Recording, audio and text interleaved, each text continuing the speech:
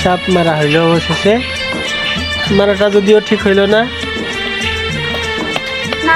এটা একটা উপকারী বন্ধু ছিল, ব্যাঙ খেয়ে আর ইঁদুর খেয়ে আমাদের পরিবেশকে রক্ষা করে এই সাপ।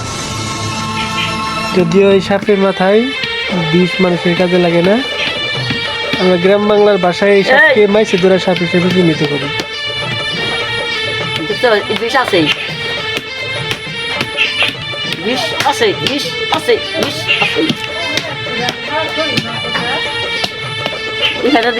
নাই কালারটা খারাপ হচ্ছে না।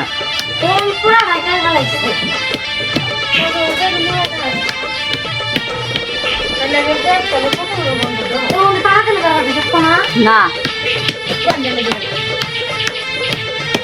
সাপ মরার পরও তার লেজ এরকম করে নড়তে থাকে।